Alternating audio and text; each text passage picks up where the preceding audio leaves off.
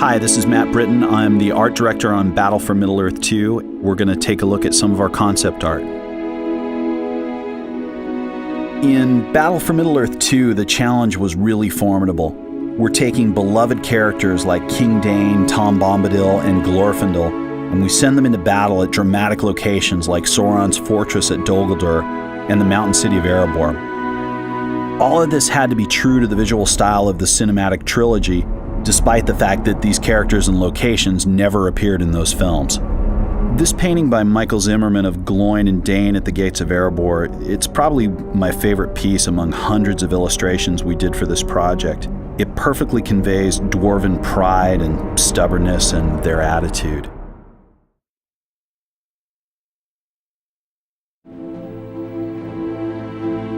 Our technique of generating cinematic sequences works well for shots of epic battles and action, but our reliance on in-game assets makes it difficult to convey story points and dialogue. We decided fairly early on that instead of creating high-res models of the game's heroes that we could do facial animation with, we'd instead tell our story with paintings accompanied by voiceover and sound effects and music. Ryan Church is an artist I met years ago at Industrial Light and Magic. His paintings of the Grey Havens amaze me. It's such a dramatic location, we really had to bring it to life in epic proportions. This piece by Michael Zimmerman of Elrond at Rivendell after the battle, it was one of the first of these paintings, and it really proved that we could employ this method of storytelling.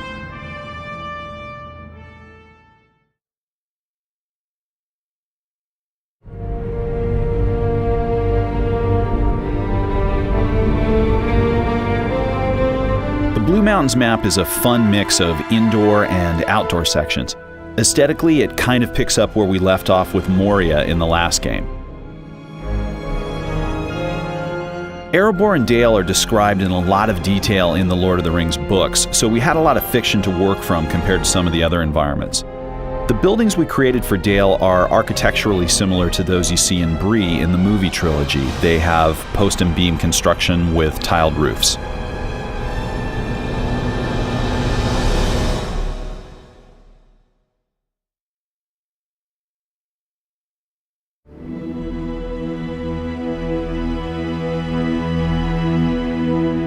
The mix of land, water, and docks in Kelduin was a new challenge for us.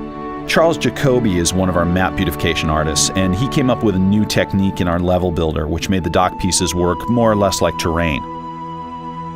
Our cinematic sequences were storyboarded in great detail by Michelle Tasic and Rita Leakwart.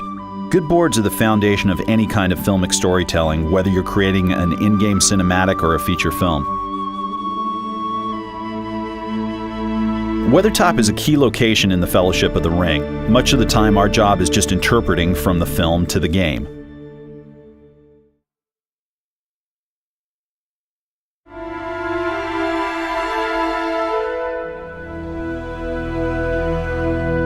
The High Pass level is a maze-like snow map. It's really different from anything we had in the original game. We saw a lot of Mordor in the film trilogy, so in the game we just try to be as faithful to that look as possible.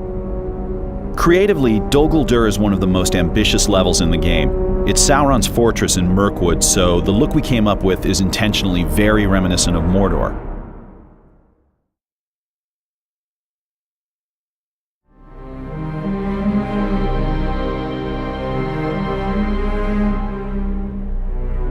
In the Lord of the Rings films, the only dwarf we meet is Gimli, other than a brief look at Gloin and one or two of the other dwarves at the Council of Elrond.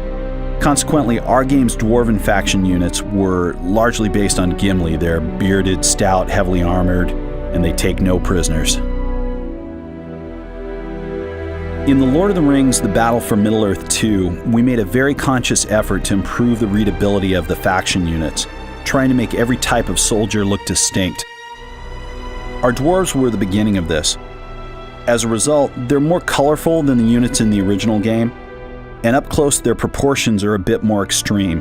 But at game height, you definitely know who's an axe thrower and who's a phalanx without any problem.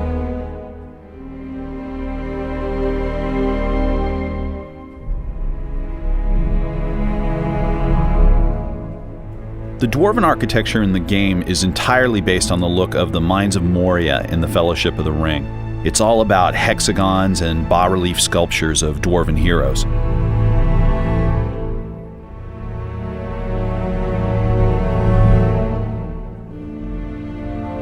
The elves have the greatest variety of outfits in the films. Gossamer fabrics in their homelands, functional uniforms at the Battle of Helm's Deep, and more elaborate armor at the Battle of the Last Alliance. With this wealth of visual material to start from, designing the elven faction units was easier than some of the others.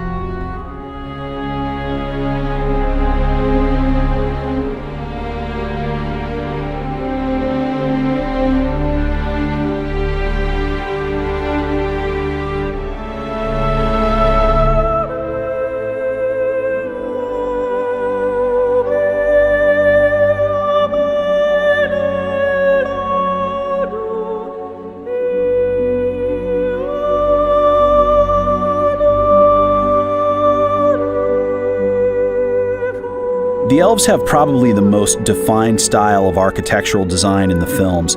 Each brick and shingle of every elven faction structure we created came directly from one of the movie set buildings in Rivendell, Lothlorien, or the Grey Havens.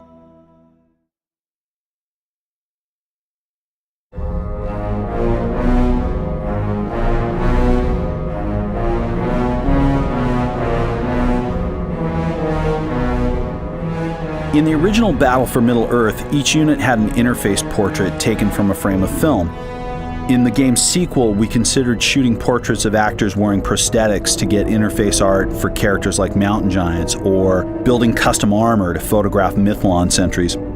Ultimately, the illustrated parchment look of the interface art was created by Insun Kang and Eno Corella, and it was the best way to merge everything into a cohesive look which felt appropriate for the game. Dragons were a serious design challenge in this game. I mean, how do you dream up a nightmarish monster which lives up to the majesty of the Fellbeast in the movie trilogy without having it look like it belongs on a fantasy novel book cover? So virtually every artist on our project contributed in some way to the look of our game's dragons, and I hope the dragons we arrived at turned out suitably imposing. Coming up with an architectural style for the goblins was really difficult. The goblins are only seen in the first film, The Fellowship of the Ring, and they don't really build anything. They just infest the dwarven stronghold of Moria. So initially we tried designing the goblin faction buildings as captured and wrecked dwarven structures, but the result didn't really seem distinct or interesting enough. This goblin arrow tower illustration by Feng Zhu became known as the Witch Hat building. It took the Mordor goblins' rough, rusty, nasty, spiky armor as a starting point and built it into sort of a chaotic form of architecture from which all the other haphazard goblin buildings flowed.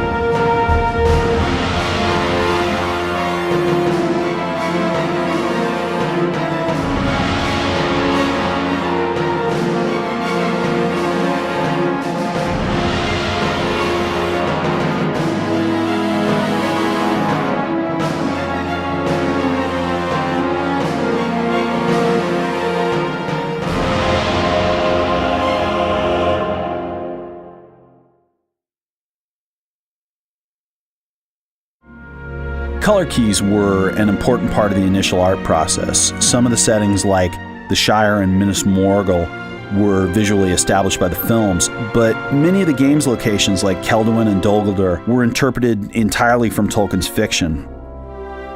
Tim Williams painted nearly all these color keys, which were the first step in this interpretation, defining mood and color and lighting for every one of the game's environments.